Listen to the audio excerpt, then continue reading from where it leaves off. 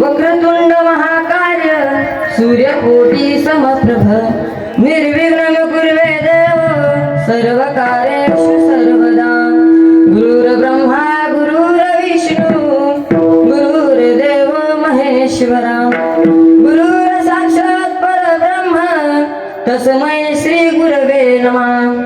तमेव माता पिता तमेव बन्धु सखा तमेव विद्यारगणं तमेव सर्वं मम देवदेव।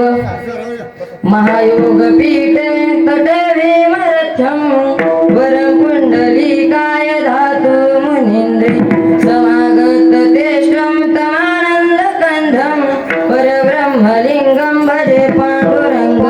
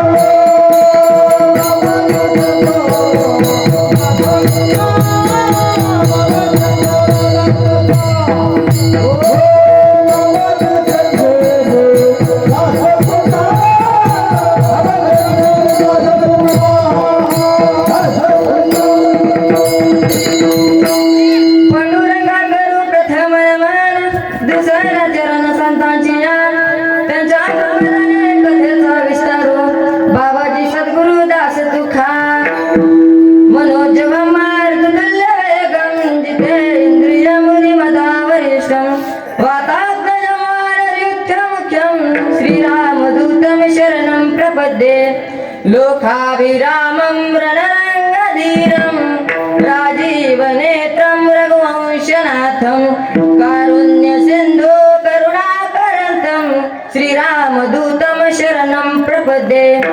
ओम नमो ज्ञानेश्वरा करुणा करा दयाळा तुमचा अनुग्रह लादलो पावन झालो चराचरी। आवडे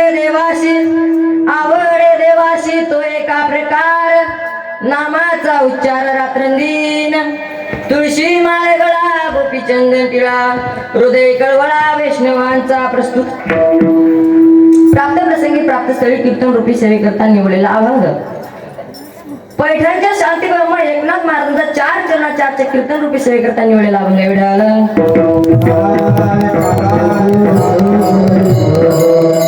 सेवेला सुरुवात करण्यावर थोडासा प्रार्थना गरजेचा असतो। भगवान श्री पांडुरंग परमात्म्याच्या असीम कृपेने चालू असलेला अखंड हरिनाम सप्ताह व आपल्या सप्त्याचे वर्ष 23 आणि तसेच आपल्या मार्गदर्शनाने चालू असलेला शेषगिरी महाराजांच्या मार्गदर्शनाने चालू असलेला अखंड हरिनाम सप्ताह व त्याच्यामध्ये ग्रंथराज ज्ञानेश्वरी पारायणे व श्रीराम कथा आहे। आणखीन तसेच या आनंददायी सप्त्यामध्ये मला कीर्तन करण्याची संधी मिळाली ते म्हणजे तुमच्या सगळ्या गावकऱ्याच्या वतीनं मला लहान बालकाकडे कीर्तन आलेलं आहे। आणि तसेच मृदंगाचार्य महाराजांना कोटी कोटी धन्यवाद व तसेच गायनाचार्य तिन्ही महाराज हात चांगले आणि त्या तिन्ही महाराजांना गायनाचार्य येतं त्यांना पण कोटी कोटी धन्यवाद देतो व तसेच सर्व तुम्ही मला कीर्तन दिलं तुमचे सुद्धा मनापासून आभार मानतो। आणि साऊंड सिस्टीम महाराजांना पण खूप खूप धन्यवाद व तसेच सर्व टाळकरी माळकरी व आलेली ग्रामस्थान यांना सुद्धा कोटी धन्यवाद व माझे गुरुवर्य श्री हरिभक्त पारायण विलास महाराज येवले यांना वंदन करतो आणि मी कीर्तनाला सुरुवात करतो. विठाल विठाल.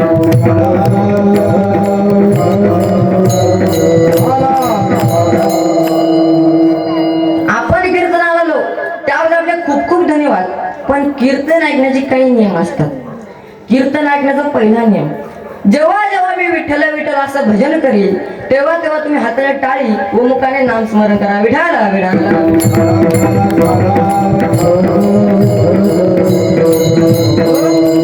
कीर्तन ऐकण्याचा दुसरा नियम, कीर्तनात कसं बसलं पाहिजे महाराज? कसं बसलं पाहिजे? टाळ बसलं पाहिजे. उभार काढून खेटर घालून दंगडात तंगडा पसरून हातापायाची चूल करू. तुम्ही जर हातापायाची चूल केली मी त्यावर पातेल ठेवेल, खालून जाळ लावेल आणि मस्त झाकून देईल. नाही तर काय बोलायला, फार पवित्र माती जन्माला लो पवित्र ते कुल पावन तो देश.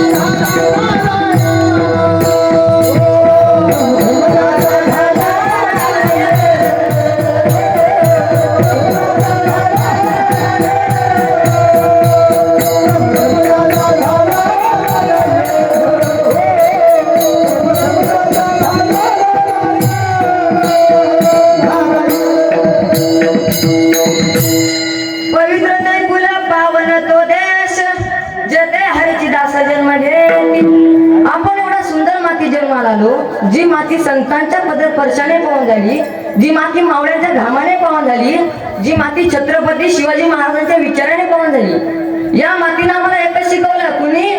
या मातीनं आम्हाला एकच शिकवलं, एक वेळेस पोटाची खलगी नाही झरपडली तरी चालेल, पण पाठीचा कणा टाटत असला पाहिजे महाराज. अहो, अंधाराच्या रात्रीला उजेडाची साथ आहे. अंधाराच्या रात्रीला उजेडाची साथ आहे. तांदूळ मोडेल पण वाकणार नाही, बरं मावळ्याची जात आहे. अहो, या म्हणून पाठीचा कणा टाट असला पाहिजे. कीर्तन ऐकण्याचा तिसरा नियम, कीर्तनामध्ये चेहरा कसा असला पाहिजे महाराज?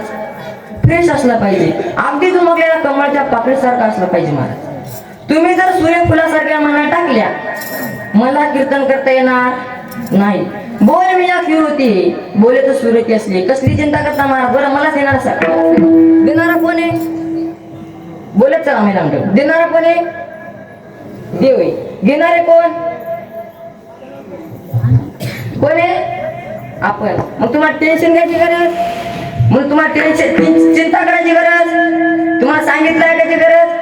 काल बड बोलता खुशाल नाही. अहो, जे करायला सांगितलं ते करणार नाही, आणि जे करायला सांगितलं ते केल्याशिवाय राहणार नाही. खाऊन ते खाणार, पिऊन ते पिणार. मी एका काकाला विचारलं, काका दारू का पिता? दारू गांजा मत पियो यारो, सारी अकल गुम हो जाती है. अपने बदर का दाम खर्च कर मुंह में मिट्टी जाती है. दारू पिऊ नये, दारू फार वाईट आहे. तुम्हाला आपल्या जीवनामध्ये खूप टेन्शन आहे. मी दारू पेटीचे जाते का? दारू तुमच्या ब्रँडवर अटॅक करते, आणि आधी काय झालं आणि पुन्हा काय होणार आहे याचं विस्मरण होते. हा तो माझ्या पुढचा होता. मी म्हणलं दारू उतरल्यानं पुन्हा टेन्शन हजरत ना, तो माझ्या पुढचाच होता. तो म्हणला मी टेंशन गेला उतरूच देत नाही. और जाम पर जाम पीने से क्या फायदा? सुबह पियो आधी रात में उतर जाती है. प्याला पीना है तो हरि नाम का पियो, आखी जिंदगी सुधर जाएगी. हरि नाम नावाचा प्याला घ्या महाराज, आखं जीवन सुधरून जाईल.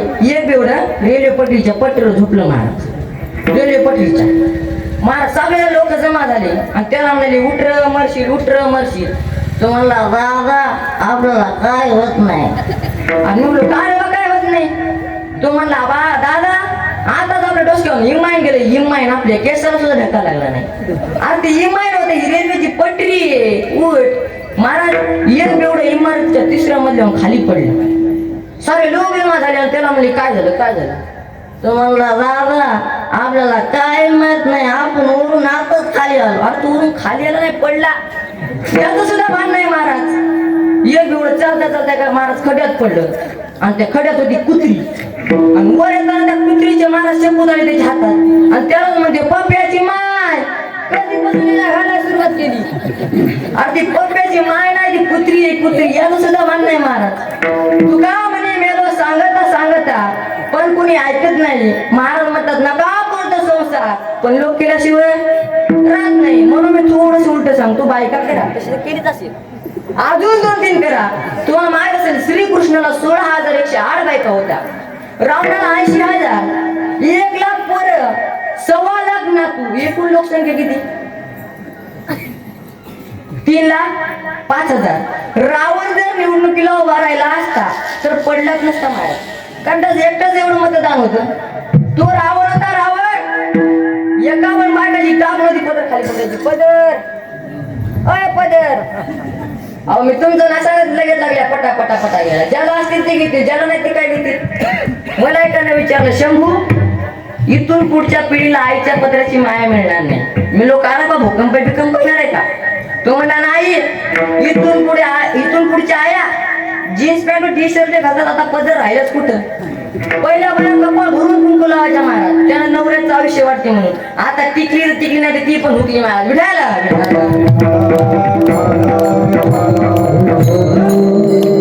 कुंकावाल्या गेल्या आता टिकली वाल्या आल्या बाथरूम मधल्या साड्या भिंती सुवासनी झाल्या काढी लावा विठायला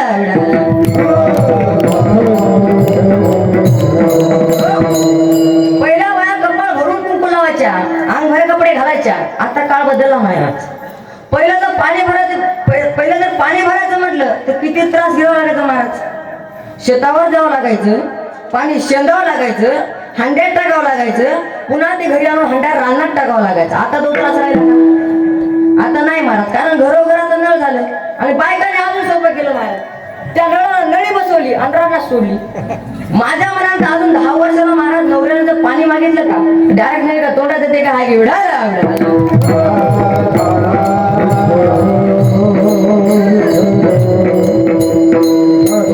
आताच्या पिढीचा खेळ बिघडला महाराज पहिले लोक म्हणायचे साधू संत येती घरा तोची दिवाळी दसरा आताचे लोक म्हणतात साधू संत येती घरा मागचे पुढचे दार बंद करा आणि घरातच मरा महाराज एकदा काय झालं एकदा महाराज अमेरिकेमध्ये महाराज चोरा पकडायची मिशन आणली ती काय त्यांनी एसटी स्टँडवर फीड केली तिने अर्ध्या तासामध्ये 40 चोर पकडून दिले महाराज ती मिशन जापानच्या एसटी स्टँडवर फीड केली तिने अर्ध्या तासामध्ये महाराज 50 चोर पकडून दिली आणि तीच मिशन आपल्या भारतामध्ये आणली महाराज तर अर्ध्या तासामध्ये मिशनच चोरीला गेली महाराज विठाला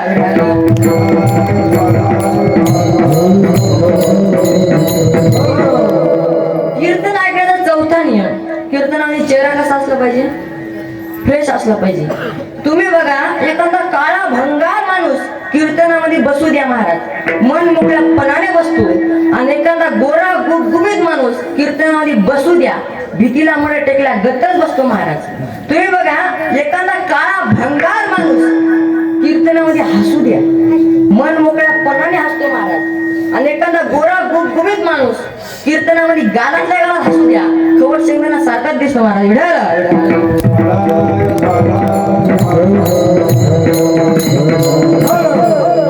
या मंदिरातल्या देवाने माझं एकच आहे कुणी मंदिरातल्या देवाने माझं एकच ऐकावं फक्त पावसाचं खातं माझ्या हातात द्यावं अशी मजा करेल ना महाराज अशी मजा करेल जे माळकरी आहेत का त्यांच्या जोरात पाऊस आणि जे माळकरी नाहीत का त्यांच्या जोरात करतो का थेंब सुद्धा नाही मंदिर ते मालकऱ्याच्या रानाकडे बघून मेलाच पाहिजे महाराज. त्याला आढळण्यात येणार, आडवं झोपवणार, नुसत्या गारान झोडपून काढणार, नुसत्या गारान झोडपून काढणार. मग त्याला विचारणार आता कसं वाटतंय, गारगार वाटते. जे करायला सांगितलं ते करणार नाही, जे करायला सांगितलं केल्याशिवाय राहणार नाही. क्या किया क्या किया क्या किया तूने जीवन गवा दिया, क्या किया जिसे पाना था उसको तो खो दिया, जिसे पाना था उसको तो खो दिया.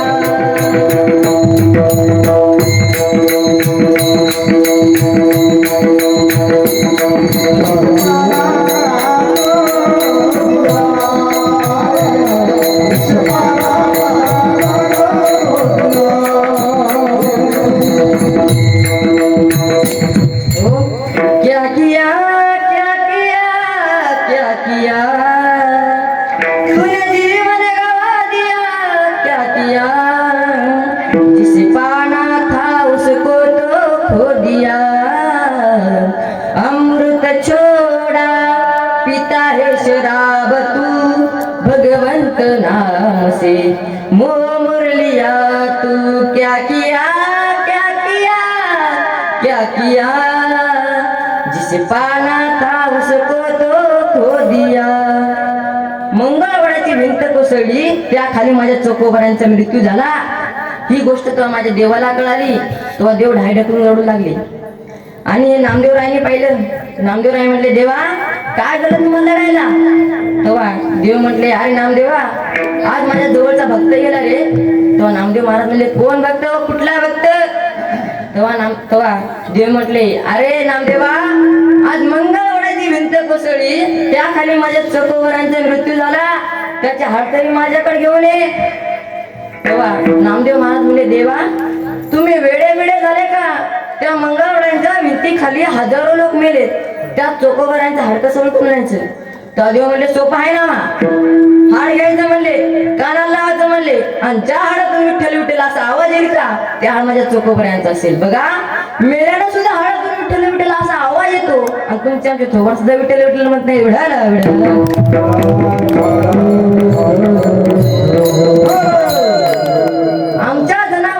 आमच्या जनाबाईच्या गौऱ्या विठ्ठल विठ्ठल म्हणायच्या महाराज. आणि आमच्या जनाबाई जेव्हा दळण दळ्या बसायच्या गदातीवर महाराज, तो भगवंत स्वतःहून जनाबाईला दळण दळू लागायचे. एवढा मोठा अधिकार आमच्या जनाबाईचा होता महाराज. आमच्या जनाबाई जात्यावर बसायच्या आणि ओव्या म्हणायच्या.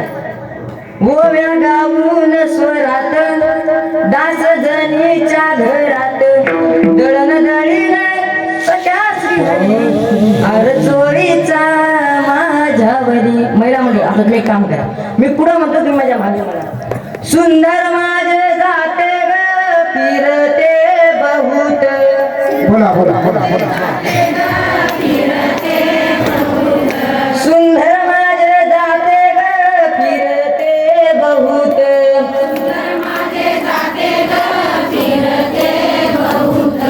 ओव्या गाऊ कौतुके तू ये रे बा विठ्ठला. तू ये रे बा विठ्ठला, तू ये रे बा विठ्ठला, तू ये रे बा विठ्ठला, तू ये रे बा विठ्ठला. सासू आणि सासरा फिरतो तिसरा. ओव्या गाऊ कौतुके तू ये रे बा विठ्ठला. तू ये रे बा विठ्ठला, तू ये रे बा विठ्ठला, तू ये रे बा विठ्ठला. बस इतकं सुंदर असं म्हणलं ना तुम्ही महाराज. अशा आमच्या जनाबाई ओव्या म्हणत होत्या महाराज. आता जातेच्या जागी महाराज आता गिरण्या आल्या महाराज. आता तर महाराज मुलांना जर प्रश्न विचारला जातं म्हणजे काय, तर मुलं उत्तर देतील पूर्वी जे दळण दळण्यासाठी साधन वापरत होते का त्याला जाता असे म्हणतील महाराज. एका बाईला काही महाराज दुपारच्या पारी काही काम धंदा नव्हता. ती दुपारच्या पारी महाराज जात्यावर बसली, दळण दळाय बसली, आणि तिनं महाराज ओव्या चालू केल्या.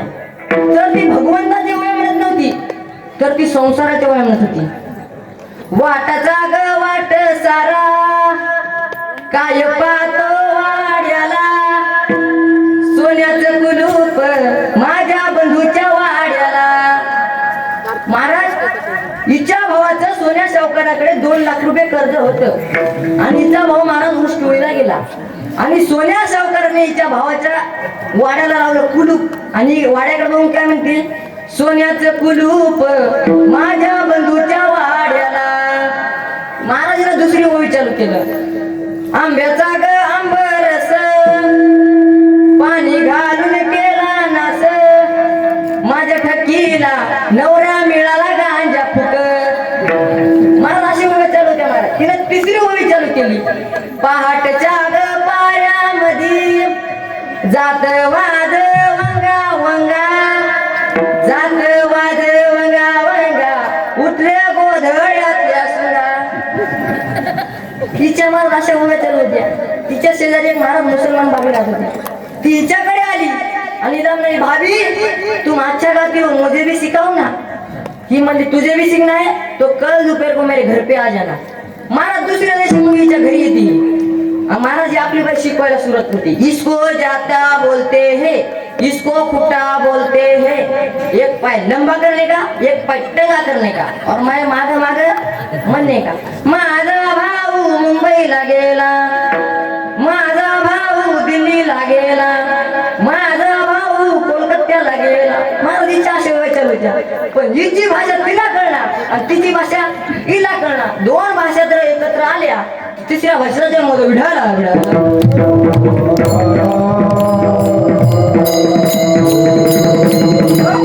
महाराज आपल्या भागाच्या काही महाराज पंढरपूरला बाया गेल्या आणि तिकडून अमेरिकेच्या बाया आल्या.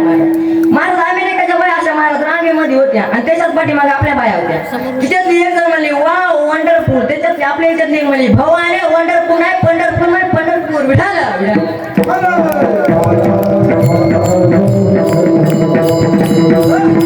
2 भाषा जर एकत्र आल्या तर तिसऱ्या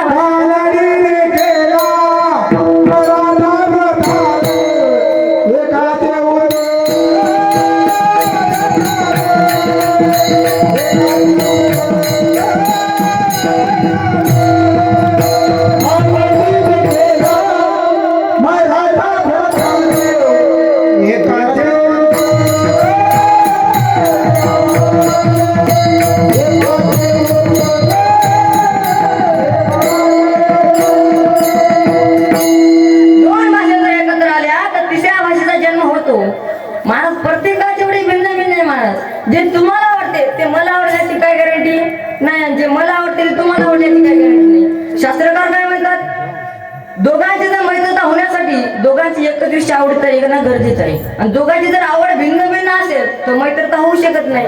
आणि जरी मैत्रीता झाली ती लई दृष्टिकोन राहिल्याची काय गॅरंटी नाही. महाराज प्रत्येकाची आवड वेगळी आहे. महाराज संसारिक माणसाची आवड वेगळी आहे, मुक्तीची आवड वेगळी आहे, परमार्थाची आवड वेगळी आहे. बरं संसारिक माणसाला काय आवडतं महाराज, लिहावे खावे बरे असावे तर सदैव हेची काही हवं संसारिक. संसारिक माणसाला राहायला आवडतं, खायला आवडतं, राहायला आवडतं. महाराज संसारिक माणसाला राहायला खायला आवडतो. महाराज मी असं म्हणत नाही संसार नका करू म्हणून, संसार केला पाहिजे. माऊली म्हणतात आसोनी संसारी जीव वेगू करी. संसारात राहायला सांगितलं तुम्हाला. किंवा न लगती सायास जावे वनांतरा सुखे तो घरा नारायण. संसारात राहून तुम्हाला परमार्थ करता येतो. संसार सोडायची काही गरज नाही तुम्हाला. जर तुम्ही संसारिक नसाल तर परमार्थाला काही अर्थ नाही. महाराज जर तुम्ही या जगामध्ये कुठेतरी त्यागी आहे म्हणून भोग्याला किंमत आहे, कुठेतरी दुर्जन येऊन सज्जनाला किंमत आहे, कुठेतरी बेसुरा येऊन गायला किंमत आहे. आज माझं भाग्य म्हणावं लागेल, मला चांगले गाणारी मिळाले. नाही काय काय ठिकाणी मला अशी साथ राहते, अशी साथ राहते. मला वाटतं त्याच्यापेक्षा करोनाची साथ बरी. महाराज विढाला विढाला.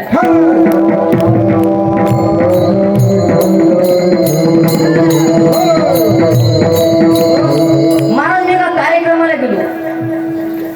कीर्तनाचा टाइम झाला महाराज, पण तिथं पंचपदीचाच आवाज येत नव्हता. काही कार्यकर्ते माझ्याकडे आले आणि मला म्हणाले, मी म्हणलो काका कीर्तनाचा टाइम आहे का आणखी. तो म्हणले तसं काय नाही महाराज, आमच्या गावामध्ये महाराज गायनाचार्य नाही. मी म्हणलो कोणती गावातले भजनी ते पण नाही. म्हणलो कीर्तन तरी कसं करू. त्याच्यातले एक जण म्हटलं महाराज आमच्या गावामध्ये तमाशाला साथ करणारे झलकरी आहेत, झलकरी. मी म्हणलं झलकरी आहेत, मला चांगली साथ करतील. मी म्हणलं बोलवा त्यांना, सगळ्यांचे आहे ते अधिकार, सगळ्यांनाच अधिकार आहे महाराज. मी बोलवा म्हणलं त्याला. महाराज कीर्तन चालू झालं, माझे महाराज ते असे मागेच होते. मी समोर म्हटलो महाराज ब्रह्मा विष्णू आणि महेश्वर सामोरी बसले मला हे दत्त गुरु दिसले. महाराज झलकरी होती, त्यांना स्वतःला हात लावला महाराज आणि म्हणायचे हिला ग बाई दत्त गुरु दिसले असे सांगतात ते महाराज. विडाला विडाला महाराज मी समोर म्हणायचो मोगरा फुलला मोगरा फुलला. महाराज ते माझ्या मागे म्हणायचे मोकार फुगला मोकार फुगला असे सांगतात ते का महाराज. महाराज मी समोर म्हणायचो तिन्ही देव जसे परब्रह्माचे तसे. महाराज ते माझ्या मागे म्हणायचे तिन्ही देव जसे परभणीचे ससे. विढल विढल महाराज पेन यायला एवढा अवघड जमत नाही, थोडं सोपं म्हणा म्हटलो. मग महाराज मी थोडं सोपं सत्वर उच्चार प्रल्हाद विंगल उद्धवाला गला कृष्णदाता. महाराज ते माझ्या मागे म्हणायचे सत्वर उच्चार प्रल्हाद बुंबला उद्धवा कोंबला बिळामध्ये विढाला विढाला.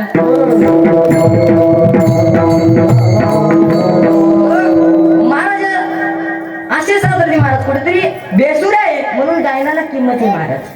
कुठेतरी गरीब आहे म्हणून श्रीमंताला किंमत आहे महाराज. जर गरीबच नसेल तर श्रीमंताला कोणी विचारणार आहे का महाराज? कोणीच विचारणार नाही महाराज. म्हणून महाराज तसंच तुम्ही जर संसारिक असाल तर परमार्थाला अर्थ आहे आणि तुम्ही जर संसारिक नसाल तर परमार्थाला काही अर्थ नाही महाराज. बरं महाराज हे आता हे झालं. बरं दुसरं काय वाटतं महाराज संसारिक माणसाला? वाढावे संतान ग्रोवी व्हावे धनधान. संसारिक माणसाला वाटतं एक तरी आपल्याला मुलगा बाळ असं. मग त्यांना म्हातारपणामध्ये लाथा का मारणार पण एक तरी मुलगा बाळ असं महाराज. महाराज असलेलं तर लाथा मारतेच पण नसलेलं काय करते महाराज? एका बाईला भांडण करायचा स्वभाव होता, एका बाईला भांडण करायचा स्वभाव होता. म्हातारा म्हणायचं आपल्या मुलाला डॉक्टर बनवायचं आणि म्हातारी म्हणायची आपल्या मुलाला वकील बनवायचं. यांची भांडणं लागली आणि हे भांडणं महाराज कोर्टामध्ये गेले. तो न्यायाधीश म्हणला तुमचं कारण काय? तो म्हातारा म्हटलं म्हातारी म्हणते की आपल्या मुलाला वकील करायचं आणि म्हातारा म्हणते आपल्या मुलाला डॉक्टर करायचं. तो न्यायाधीश म्हटला मला याच्यावरून निकाल लावता येणार नाही, तुम्ही एक काम करा म्हटला तुमच्या मुलाला बोलून आणा म्हणलं इथं. महाराज तो म्हातारा म्हटलं माय आणखी मुलगाच नाही झाला तर कोणाला बोलून नाव नसलेला जर महाराज कोर्टापर्यंत नेत असेल तर असलेलं काय केलं असतं महाराज? विढाला विढाला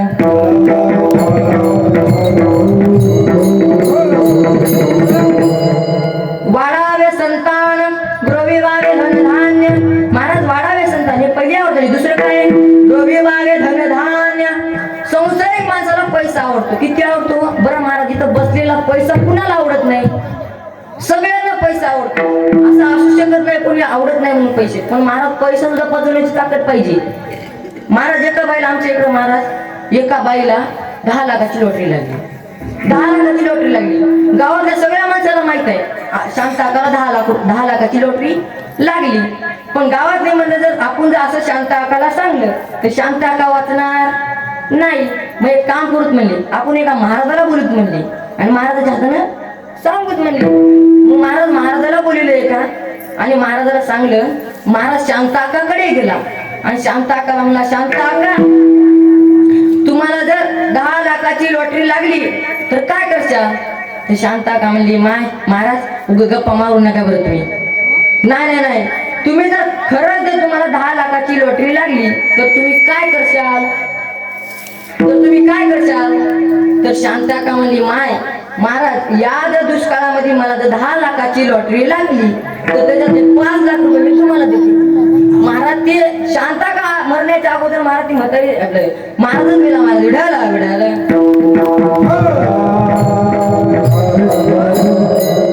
बरं महाराज ही संसारिक माणसाची आवड झाली पण देवाला काय आवडतो महाराज? देव आवडतो. किती आवडतो? सकाळी आवडतो, दुपारी आवडतो, संध्याकाळी आवडतो. आवडे निरंतर हेच गाणं सकाळ दुपार आवडतो. काही साधक नाथ महाराजांकडे गेले आणि नाथ महाराजाला म्हणले महाराज तुम्ही अशी कोणती भक्ती करता ते देवाला आवडते तेच नाथ महाराज अभंग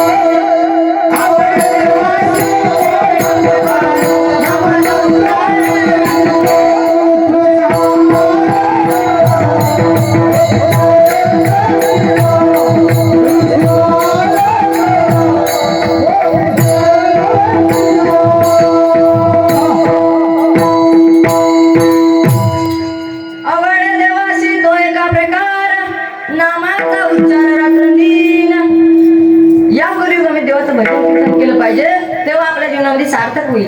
बरं मला तुम्ही असं कधी ऐकलं का 10-20 बैल मंदिरात घेऊन हरिपाठ घेतलेले? मी बैलाबद्दल बोलतो बरं का, बैलाबद्दल. बरं तुम्ही असं कधी ऐकलं का 10-20 गाडवर दिंडी घेऊन पंढरपूरला गेलेले? पशु पक्ष्याच्या देहामध्ये भक्ती करता येत नाही महाराज. देह भक्ती करण्यासाठी मानव देह पाहिजे आणि ती भक्ती कशी असली पाहिजे महाराज? शबरी मातेसारखी असली पाहिजे. बरं नुसती भक्ती करून चालेल का? शबरी मातेसारखी असली पाहिजे. नाही तर महाराज तुमची आमची भक्ती सारखी वार बदलला की देव बदलतो महाराज. रविवार आला रे आला की खंडोबाची भक्ती असा कसा हा देव वेडा झाला पहा तिची नवलाई शिवावतारी तुझी पार्वती आरतीच बानुबाई कोण सदानंदाचा देवाधिपती त्याची हंडी त्याची मती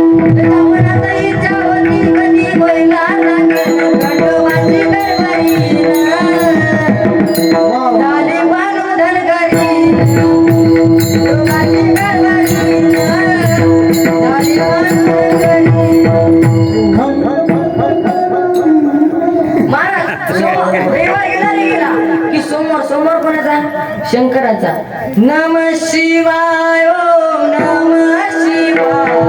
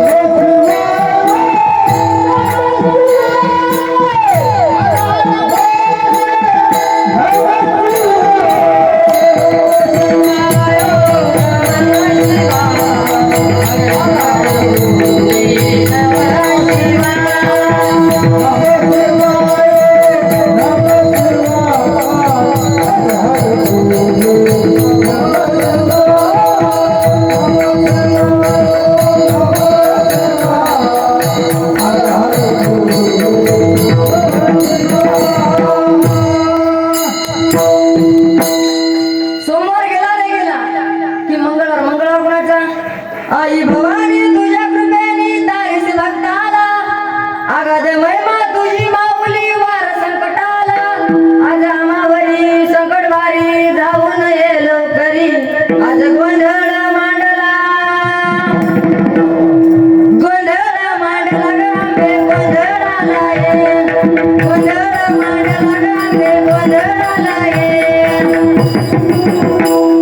महाराज मंगळवार गेला रे गेला की बुधवार कोणाचा?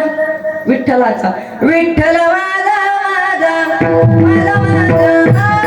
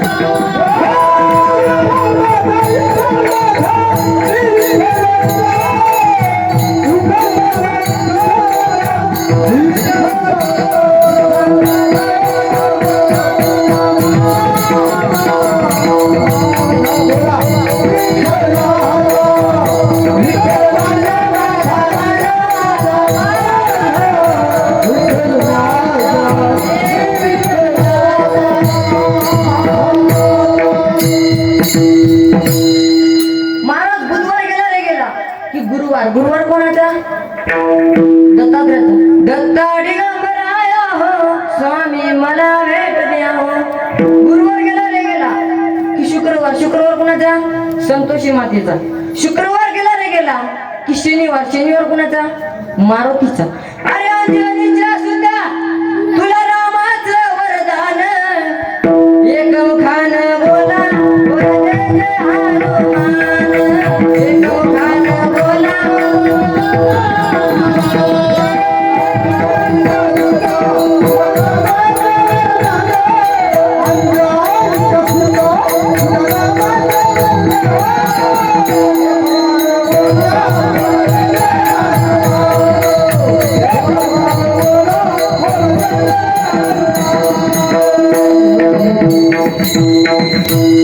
शनिवार गेला महाराज. अशी आमची तुमची भक्ती सुरू महाराज. हा देव चांगला का तो देव चांगला? हा गुरु चांगला का तो गुरु चांगला? हा मंत्र चांगला का तो मंत्र चांगला?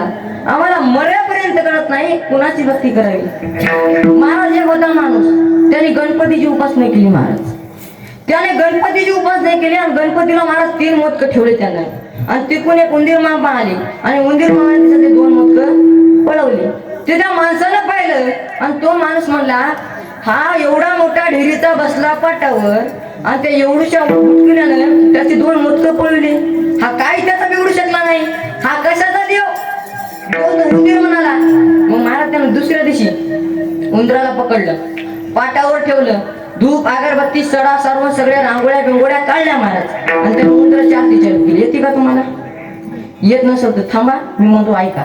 जय देव जय उंदीर मामा तुमच्या कष्टाची काय पावे सीमा. रात्री येऊन करिता थाट गाड्या वडगात तुमची खटपट. जय देव अशी उंदराची आरती चालू महाराज. पण ते बोक्याला नाही समजालं. बोका म्हटला, हा उंदीर कशाचा देव? देव तर मी म्हणाला, याचा एका मिनिटात मी फस्त करेन. मग महाराज त्यानं तिसऱ्या दिवशी तो बोक्यानं त्या उंदराला एका मिनिटात फास्ट केलं महाराज. तिसऱ्या दिवशी महाराज त्या माणसानं पाहिलं, त्या बोक्याला महाराज मग तिसऱ्या दिवशी त्यानं मांडलं पाटावर, धूप अगरबत्ती सडा सारवण सगळं केलं महाराज. तुम्हाला येते का बोक्याची आरती? मला पण येत नाही, मी आधी बघून नाही, पुढच्या वेळेला पाठ करून येतो महाराज. पण ते कुत्र्याला नसेल झालं. कुत्र म्हटलं, हा कशा बोक्याचा देव? देव तर मी म्हणाला, याचं एका मिनिटात ऑपरेशन करीन म्हटला. मला त्या कुत्र्याने त्या बोक्याचं एका मिनिटात ऑपरेशन केलं. ते त्या माणसानं पाहिलं, तो माणूस म्हटला, हा बोक्या कशाचा देव? देव तर कुत्रा म्हणाला. मग महाराजांना 4थ्या दिवशी त्या कुत्र्याला पाटावर मांडलं, धूप अगरबत्ती सडा सारवण सगळे केलं महाराज. आणि त्या कुत्र्याची आरती चालू करणार की तितक्यात त्याची बायको भाकरी करणार महाराज. त्याच्या बायकोने महाराज एक काय की भाकर तव्यावर होती, एक भाकर टोपल्यात होती. आणि त्या कुत्र्यानं महाराज एक टोपल्यातली भाकर बघितली आणि कुत्र्यानं पाटावर उडी मारली आणि टोपल्यातली भाकर उचलली आणि पळतच सुटला महाराज. आणि ती बाई पण कमी नव्हती, बाईनं चुलीतलं जळतच लागू काढलं, कुत्र्याचं मडत मारलं. कुत्र क्या करतच पळत सुटलं महाराज, पळत सुटलं. आणि तेव्हा त्या माणसानं पाहिलं, तो माणूस म्हणला, देव तर माझ्या घरातच आहे आणि मी इकडे तिकडे शोधतो. माणूस भक्ती करावी तर कुणासारखी? भक्ती करावी तर शबरी मातेसारखी. शबरी माता एक भिल्ल समाजाची होती. तिच्या आई वडिलांनी तिचे लहानपणी लग्न ठरवले व ती मातंग ऋषीच्या आश्रमामध्ये पळून गेली आणि ती आश्रमाची दररोज सेवा करायची आणि मतंग ऋषीच्या आश्रमाची दररोज सेवा करायची. आणि एके दिवशी मतंग ऋषी म्हणले, शबरी मी आज खूप दूरच्या प्रवासाला जातो. तेव्हा शबरी माता म्हणली, महाराज तुम्ही गेल्याने मी या पूर्ण कुटीमध्ये काय करू? तेव्हा मतंग ऋषी म्हणले, मी गेला नाही तू इथं पूर्ण कुटीमध्ये प्रभू रामचंद्रजी येतील, तू त्यांची वाट बघ म्हणली. मग महाराज मतंग ऋषी तिथून निघून गेले. शबरी माता दररोज बागेत जायची, फळे आणायची आणि म्हणायची, जब मेरे राम जी का आवन होगा, शबरी की कुटिया का पावन होगा, आएंगे रघुराई तब आसन पे बिठाऊंगी, मीठे मीठे बेर अपने हाथों से खिलाऊंगी, साथ साथ लखन जी का दर्शन होगा, शबरी की कुटिया का पावन होगा. अशी म्हणत महाराज वाट बघायची. 5 वर्षे वाट बघितली नाही, मग 10 वर्षे वाट बघितली नाही, मग 15 वर्षे वाट बघितली नाही, मग 80,000 वर्षे वाट बघितली. आणि एक नवीन दिवस उगवला. प्रभू रामचंद्रजी लक्ष्मणाला म्हणाले, लक्ष्मणा आज आपल्या मातेला भेटायला जायचंय. तेव्हा लक्ष्मण म्हणला, भैया आता आपल्या 3 माता सोडून आपली 4थी माता कोण? तेव्हा प्रभू रामचंद्रजी म्हणले, अरे या 3 मातेनं आपली 14 वर्षे वाट बघितली, पण माझ्या शबरी मातेनं 80,000 वर्षे वाट बघितली. असं म्हणून 2 जण तिथून निघून गेले महाराज. आणि त्या पूर्ण कुटीमध्ये पोहोचले आणि त्या तिथं शबरी मातेचं नाम स्मरण चालू होतं. श्रीराम जय राम जय जय राम, श्रीराम जय राम जय जय राम.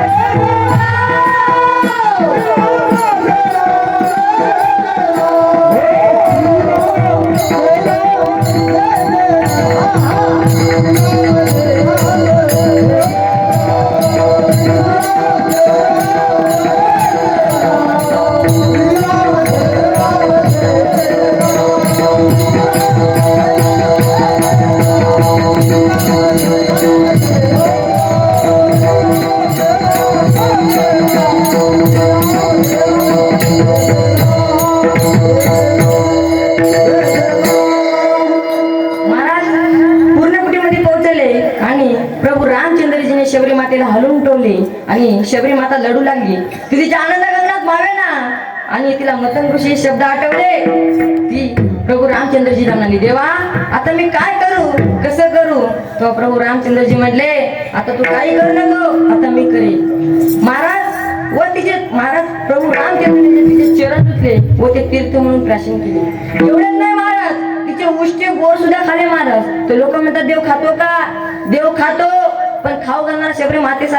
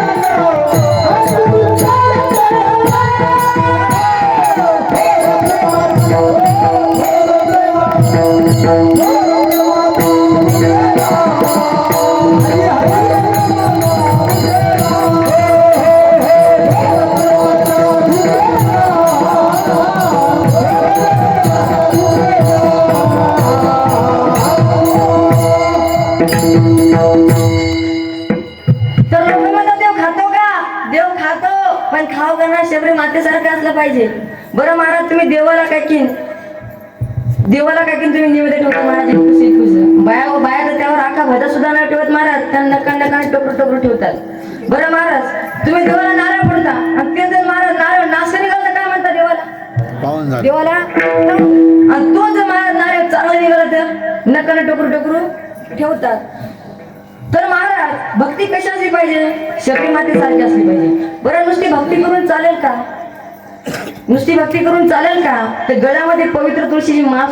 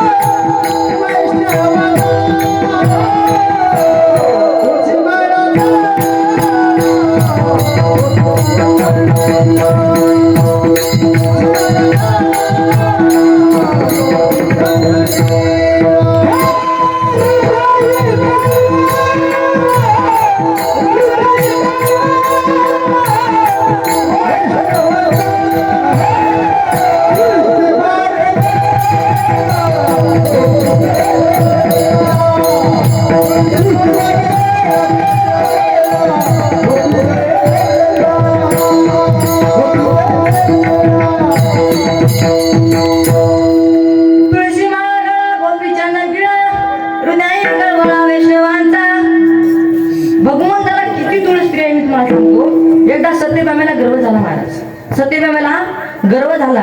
पण तुम्हाला माहित असेल, भगवंताला अजिबात गर्व आवडत नाही. भगवंत नारद महर्षीकडे गेले. नारद महर्षीला म्हटले, नारद महर्षी, मला सत्यभामेचा गर्व नाहीसा करायचा आहे. पण महाराज, या नारद महर्षी या कामामध्ये आधीच पटायत होते. नारद महर्षी म्हणजे ठीक आहे.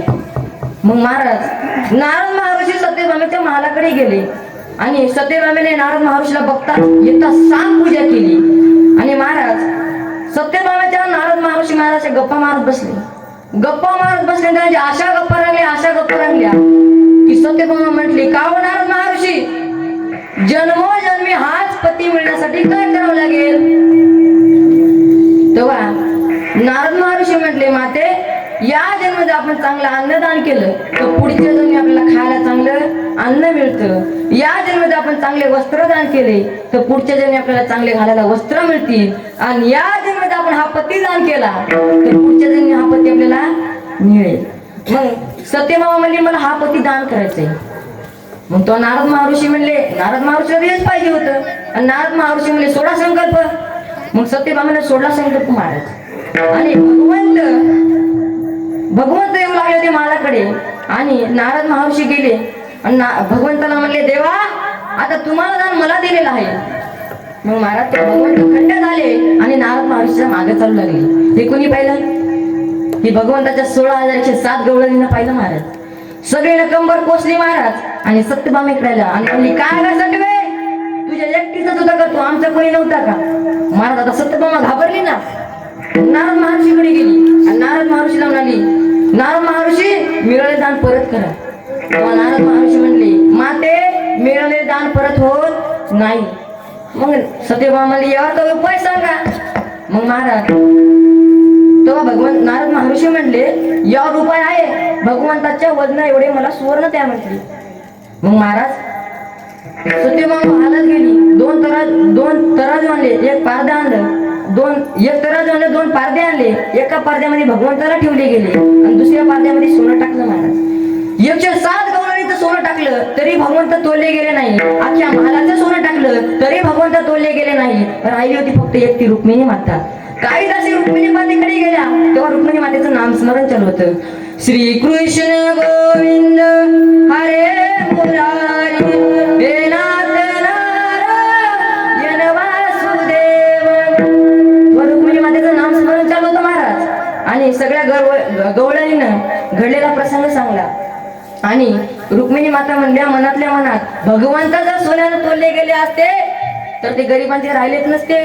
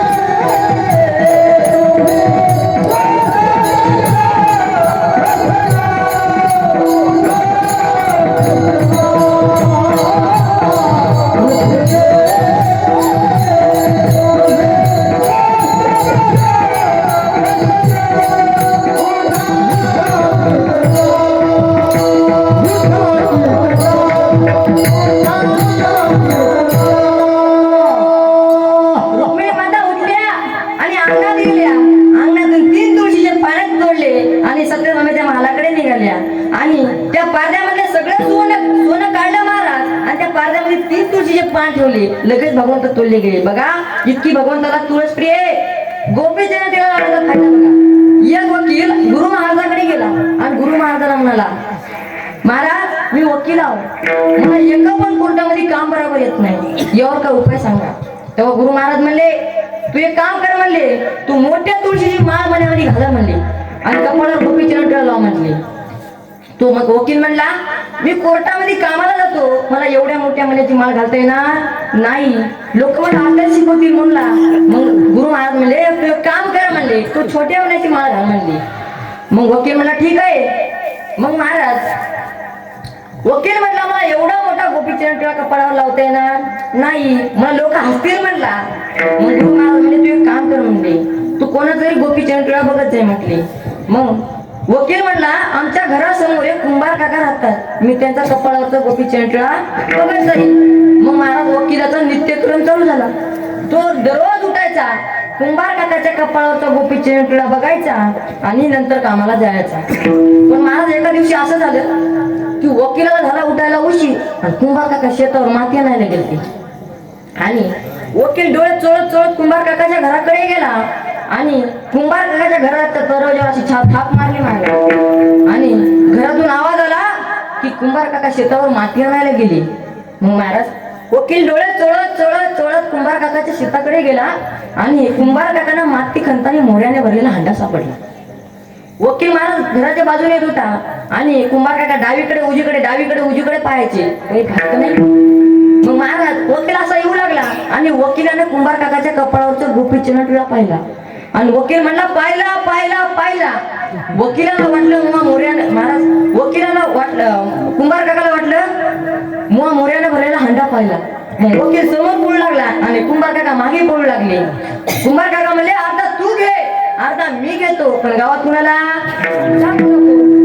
मग वकील म्हणला, कुंभार काका असं का म्हणाले तर. मग वकील थांबला महाराज आणि म्हटला, कुंभार काका म्हटले, मला माती खणताना मोऱ्याने भरलेला हांडा सापडला, अर्धा तू घे अर्धा मी घेतो, पण गावात कुणाला सांगू नको. मग महाराज वकील मनातल्या मनात म्हणला, नुसता गोपीचरण टिळा बघला तर अर्धा हांडा मिळाला, लावला असता तर आकाश काय मिळाला नसता एवढा.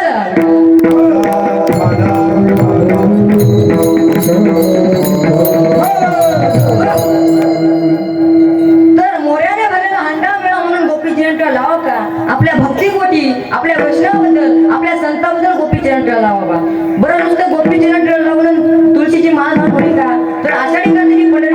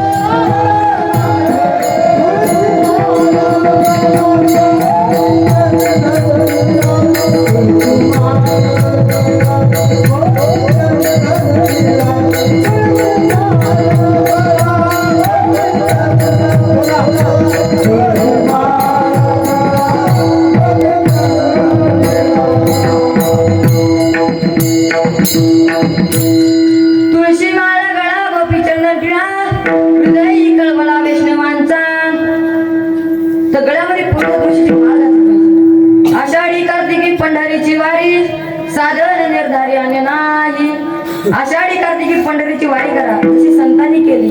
ज्ञानोबाराया, तुकोबाराया, सावतामाळी अशा अनेक संतांनी केली. तशीच एक वारी आपण करा. आता ज्यांना ज्यांना हात दिले त्यांना हात वर करा. हात वर करा. पुरुष मंडळी हात वर करा. हात बघा झालं. हॅलो, हात वर करा. हात मागचे तिकडे बसलेली, ओट्यावर बसलेली, हात वर करा. हात महिला मंडळी नीट हात वर करा. ताट असे ताट करा. ताट. श्रीराम जय राम जय जय राम. श्रीराम जय राम जय जय राम.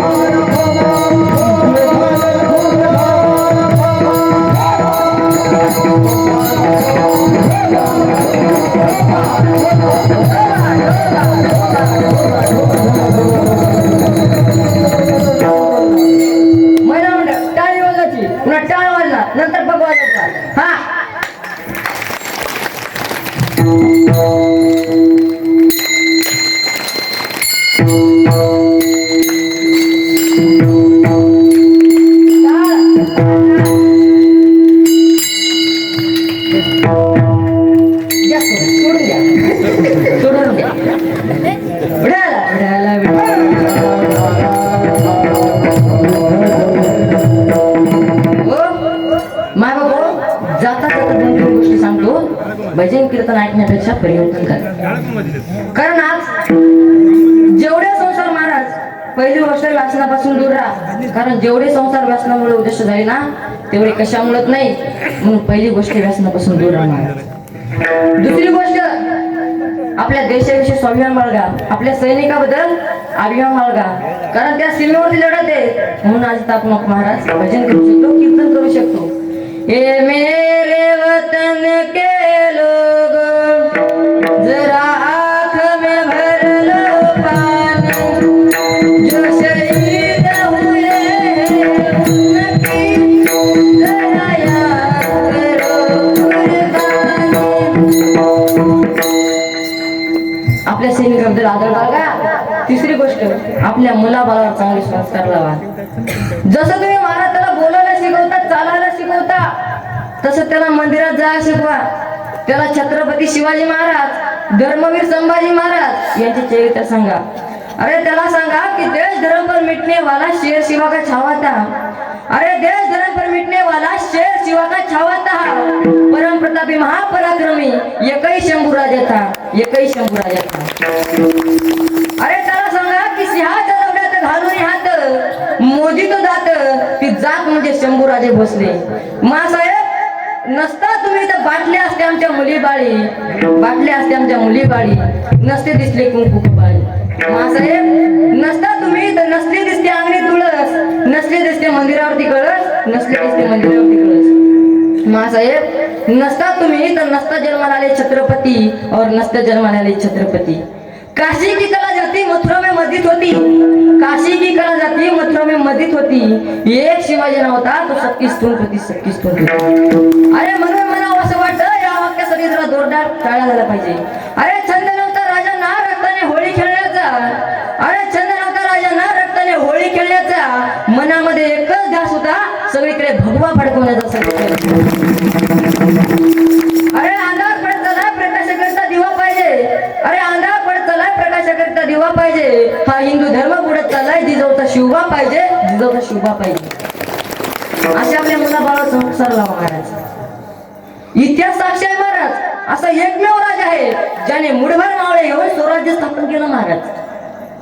बसलेल्या शत्रूंना सुद्धा महाराज त्यांना पाणी पाजवलं. अहो एकेकाळी हिंदुस्थानात परक्यांचे राज्य होते, गुलामगिरी होती.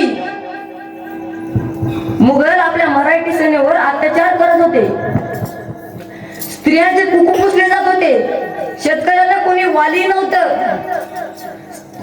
समाज अन्यायाने पीडित होऊन महाराज, जनता अन्यायाने पीडित होऊन निघून जात होती. अशा काळामध्ये तो दिवस उगवला. हिंदुस्थानाचे आराध्य दैवत हिंदवी स्वराज्याचे संस्थापक छत्रपती शिवाजी महाराज 19 फेब्रुवारी 1630 किल्ले शिवनेरी या गडावर जन्म झाला. शिवनेरीवर शिव जन्मला, शिवनेरीवर शिव जन्मला, साऱ्या राजांचा अधिपती, साऱ्या राजांचा अधिपती, दैवत छत्रपती नाम, दैवत छत्रपती, दैवत छत्रपती नाम, दैवत छत्रपती.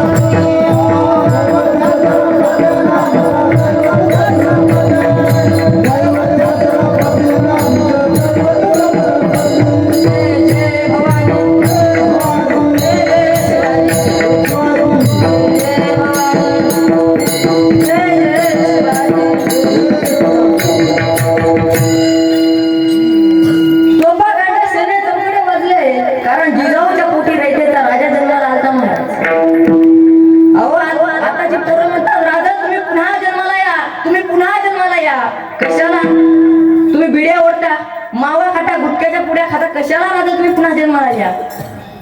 अहो आमच्या माय मावल्या म्हणतात शिवाजी महाराज सारखा पुत्र जन्माला यावा. अहो पण शेजारच्याच घरामध्ये मा जिजाऊने आपल्या शिवबाला लहानपणापासून संस्कार दिलेले असतात, तेव्हा शिवाजी महाराज सारखा व्यक्ती घडतो. शुद्ध बीजा पोटी फळे रसाळ गोमटी. वयाच्या अवघ्या 15व्या वर्षी महाराजांनी स्वराज्य निर्माण करण्याचे स्वप्न पाहिले. आणि आताची पोरं म्हणतात 16वं वरीस धोक्याचं. कशाला धोक्याचं? संत ज्ञानेश्वर महाराजांनी 16व्या वर्षी ज्ञानेश्वरी दिली. वयाच्या अवघ्या 14व्या वर्षी छत्रपती संभाजी महाराजांनी 2 ग्रंथ लिहिली. वयाच्या अवघ्या 15व्या वर्षी रायरेश्वराच्या मंदिरात जाऊन महाराजांनी अभिषेक केला.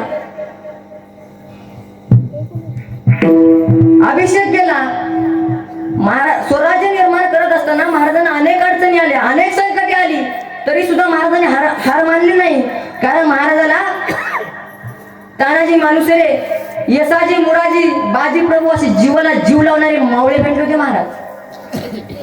अरे जगणारे तो मावळे होते, जगवणारा तो महाराष्ट्र होता. स्वतःच कुटुंब सोडून स्वराज्याची सेवा करणारा फक्त माझा शिवबा राजा होता, फक्त माझा शिवबा राजा होता. किंमत केली दुधाची तुझ्या, किंमत केली दुधाची तुझ्या आई जिजाग, किंमत केली दुधाची तुझ्या आई जिजाग, झाला महाराष्ट्राचा राजा शिवाजी राजा, झाला महाराष्ट्राचा राजा शिवाजी राजा. असे आपल्या मुलाबाळावर चांगले संस्कार लावा. चौथी गोष्ट, आपल्या आई वडिलांची सेवा करा. कारण छत्रपती घडले आज जिजाऊची पुण्यवती, ज्ञानोबा घडले रुक्मिणीची पुण्यवती. अलीकडे आईविषयी सगळेच बोलतात, डॉक्टर, वकील, शिक्षक सगळेच म्हणतात आई खूप चांगली आहे. मलाही वाटते आई खूप चांगली आहे, पण आईच्याही पलीकडे एक व्यक्तिमत्व नाव आहे, तो म्हणजे बाप. आई मला 1 रुपया दे म्हटलं की पाकिटातून 1 रुपया काढून देणारी आई सगळ्यांच्या लक्षात राहिली. आई मला 1 रुपया दे म्हटलं की पाकिटातून काढून 1 रुपया देणारी आई सगळ्यांच्या लक्षात राहिली. पण आपल्या आयुष्यभराची सोय करणारा बाप कुणाच्या लक्षात राहिला नाही. आई मला जेवाय दे म्हटलं की 2 टायमाचं ताट पडून देणारी आई सगळ्यांच्या लक्षात राहिली. आई मला जेवाय दे म्हटलं की 2 टायमाचं ताट पडून देणारी आई सगळ्यांच्या लक्षात राहिली. पण आपल्या आयुष्यभराच्या शिदोरीची सोय करणारा बाप कुणाच्या लक्षात राहील नाही. आई तुम्हाला आहे, आई मला आहे. तुम्ही देवकेश्वराचे कौतुक नक्कीच करणार, पण वाट्या पुरातून वाचवणारा वासुदेव सारखा बाप का पुन्हा कथा करायच्या ध्यानात राहील नाही. माझा राम वनवासाला चालला म्हणून कौशला लढताना सगळ्यांच्या लक्षात राहिली. माझा राम वनवासाला चालला म्हणून कौशला लढताना सगळ्यांच्या लक्षात राहिली. पण माझा राम वनवासाला गेला म्हणून राम राम करून मरणारा दशरथ काय करणारा माहितीच्या ध्यानात राहिला नाही की शोकांती काय मारायची. आई तुम्हाला आहे आणि आई मला आहे, पण आपल्या आईचं मेलीत आपल्या आईच्या कपाटात 9-15 साड्या सापडतील, पण महिन्याला 35,000 रुपये कमवून आणणारा एक बाप एक नवी चट सुद्धा सोडत नाही. त्याची वाढली दाढी बघा, त्याच्या पायातलं चप्पल बघा, मग कळेल आपला बाप आपल्यासाठी काय करत होती. बाप